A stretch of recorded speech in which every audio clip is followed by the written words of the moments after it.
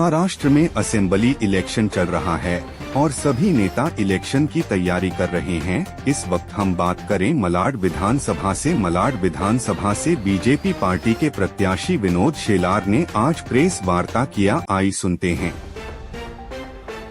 विनोद जी, आपने नामांकन के दौरान कहा था कि मैं चुनाव के लिए नहीं आया हूं, मैं मलाड को बचाने के लिए आया हूं। तो मलाड में आपने लंबा समय दिया है, तो किन ऐसी समस्याओं को आपने देखा कि आपको लगा कि मलाड को बचाने के लिए आपको चुनाव मैदान में आना जरूरी है? शालिनी जी, मैंने मेरे स्टेटमेंट में कहा था, मालवनी और मलाड में हर वैरायटी की समस्या है। मैं करीबन 30 साल राजनीतिक जीवन में मैं काम कर रहा हूँ और नगर सेवक रह चुका हूँ, अलग अलग पदों पे काम कर चुका हूँ, नागरिक समस्याओं के बारे में बहुत अच्छी तरह अवगत भी हूँ। मुंबई स्तर पे काम करता हूँ, तो अलग अलग एरियाज में अलग अलग समस्या देखता हूँ, लेकिन अलग अलग एरिया की अलग अलग समस्या इकट्ठा अगर कहाँ मिलेगी तो वो मलाड में मालवनी में मिलेगी। मानो यहाँ कितने सालों तक काम ही नहीं हुआ है, इस तरह का माहौल है। फिर वो पानी की समस्या हो, पर्याप्त मात्रा में पानी नहीं, पानी है तो प्योर पानी नहीं है, अगर प्योर पानी है तो उसको प्रेशर नहीं है, इस तरह की समस्या। और सबसे बड़ा चीज़ है ना, ये मलाड, थोड़ा मैं पहले ही बोलता हूँ, एक अलग मतदार संघ है, यानी फॉरेस्ट लैंड भी है, समंदर भी है और स्टेशन का एरिया भी है। ये तीनों चीज़ इकट्ठा मिलना मुश्किल है। छोटा सा पहाड़ भी है बीच में, तो इतना अलग अलग तरीकों से भरा हुआ कोई कॉन्स्टिट्यूंसी मिलना वेरी डिफिकल्ट है। और मलाड स्टेशन से मारवी 16 किलोमीटर से भी ज़्यादा है, इतनी तो एमपी कॉन्स्टिट्यूंसी भी नहीं रहती। 18 वार्ड तीनों में आते हैं, तो सभी दृष्टिकोण से एक भव्यता जिस मतदार संघ में ऐसा है। और इसके लिए समस्या भी अलग है। सबसे पहले तो मैं ड्रग्स के बारे में बात करूँगा। हमने नारा इसीलिए दिया है, ड्रग्स मुक्त मालवनी। इतना सारा ड्रग्स का प्रादुर्भाव पूरे मालवनी में दिखता है और उसके ऊपर कोई कंट्रोल नहीं है। आज शाम को कोई भी बगीचा हो, मैदान में एक माँ अपने बेटी को लेकर घूमने नहीं जा सकती। सभी नशेड़ियों उनसे भरे हुए रहते, टॉयलेट्स भरे हुए रहते हैं। मेरे पास वीडियोस है। अच्छे अच्छे बगीचे और मैदान, सुबह अगर आओगे तो अलग अलग वो पैकेट्स ड्रग्स के आप सुबह पाओगे। इस तरह का है। कंप्लेंट सालों से हो रही है, कुछ नहीं हो रहा है, कुछ भी नहीं हो रहा है। और पुलिस अगर किसी को पकड़ती है तो स्थानीय विधायक फोन करके उसको छुड़वा लेते हैं।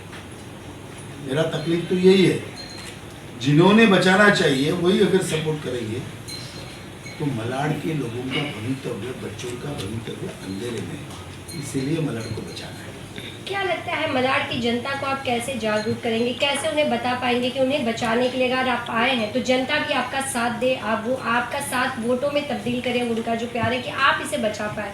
और समस्याएं बहुत सारी हैं, उन समस्याओं को आप दूर कैसे करेंगे, उसकी कैसे आपकी तैयारी है? आप अगर ड्रग्स के बारे में अगर बोल रही है जी, तो वो खुद ही पीड़ित है, क्योंकि जो बच्चा ड्रग लेता है वो खुद तबाह नहीं होता है, उसका पूरा परिवार तबाह होता है, परिवार तबाह। आज हमारी सरकार है, आगे आने वाले दिनों में भी सरकार आएगी। जब सरकार नहीं थी तो 5 साल पहले भी हमने बहुत बड़ी रैली न भूतो न भविष्य की इसी ड्रग्स के विरोध में निकाली थी। जब नहीं थे तो हम इतना काम कर रहे हैं, तो आने के बाद तो हम डेफिनेटली करेंगे। तो मुझे लोगों का समर्थन तो ऑटोमेटिक ही मिल रहा है, क्योंकि उन्होंने देखा जो मदद करना चाहिए, जो 15 साल से कुछ नहीं कर पाया, मंत्री होने के बावजूद नहीं कर पाया। पालक मंत्री यानी क्या है? वो पालक होता है, सबब के पालक मंत्री यानी, या सिटी के पालक मंत्री, तो उस एरिया के राजा होते हैं। तो इतनी पावर देने के बाद भी अगर विधायक जी नहीं कर रहे तो फिर ऑटोमेटिक वो हमारे पास ही देखें। आज सुबह गवर्नमेंट ने स्क्रूटिनी की, आरओ ने, और वहाँ पर ऑब्जेक्शन लिया गया।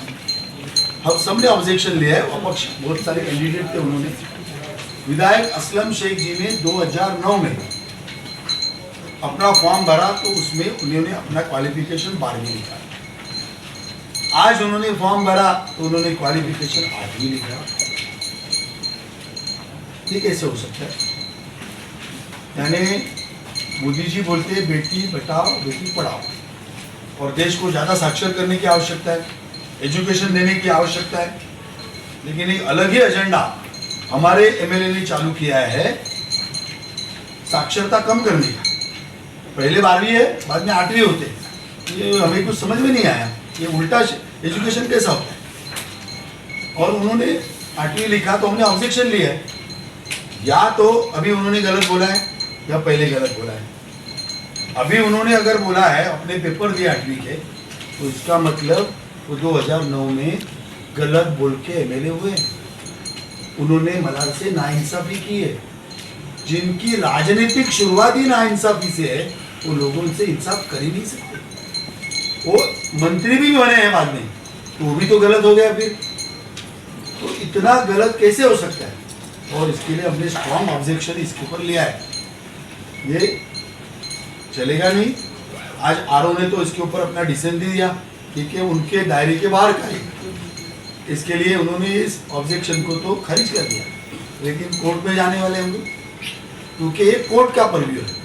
और कोर्ट में, लेकिन कोर्ट में जाने के लिए हमें इधर बात बोलनी जरूरी थी, नहीं तो कोर्ट हमें पूछता कि आपने यह ऑब्जेक्शन क्यों नहीं लिया। तो ये ऑर्डर हमको मिली है, जिसकी कॉपी हमने आपको दी है। ये ऑर्डर लेके हम ऊपर जाएंगे और कोर्ट में इस विषय को रखने वाले हैं कि कौन सी बात सच है ये बताइए, और गलत इंफॉर्मेशन के आधार पर सरकार को और संविधान को गलत इंफॉर्मेशन देकर मिसलीड कर दिया है, तो उसके ऊपर इनकी उम्मीदवारी, इनका कैंडिडेचर कैंसिल होना चाहिए।